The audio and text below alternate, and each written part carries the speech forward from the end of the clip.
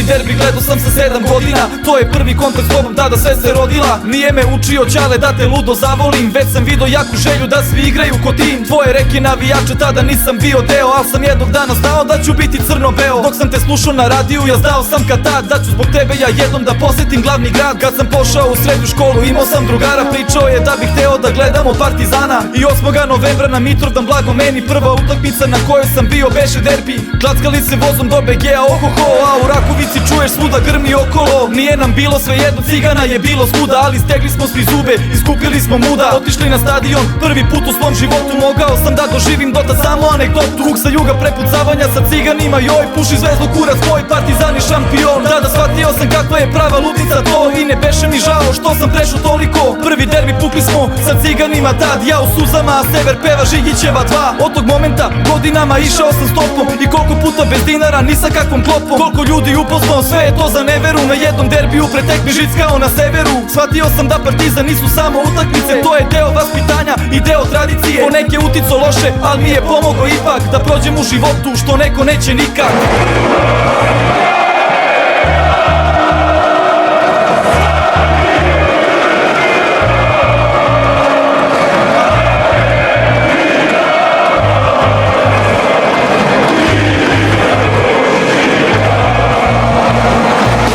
Godine prolaze, postajem sve stariji, ljubav se ne gasi, već zreliji su stavovi. Početak bojkota me je udaljio baš mnogo, od tada do danas u Partizanu nije dobro. Znamo ko šta vodi sve i ko zgrće koliko, i tada sam se povukao jer shvatio sam ono što nikad nisam želeo da kažem, ali je tako da Partizan više nije isti kakvi sam ga smatrao. Da tu nema više žara, sve se vrti oko para, oko transfera igrača, oko zaraćenih strana. Da pravi navijači više ni nemaju gde, a jug se raspada, do svetinja gasi se. Od ubistva pa do sad nije rešeno još ništa, dokle više da se ubijamo, da li ima smisla? Ko će majci da vrati izgubljenog sina? Da li su to stvari čime hvali se tribina? Ja želim Partizan, al onaj od početka priče, kad sam se ko mali radovo kad svakom golu viče. Kad sam video da je sport bio na prvom mestu, kad sam video borbu i žar u svakom gestu. Kad zavlada sloga i postanemo jedna snaga, kad parola bude brat za brata, a ne brat na brata. Kad sa nestrpljenjem čekam da dolaze vikendi, kada se to vrati, jug će me ponovo videti.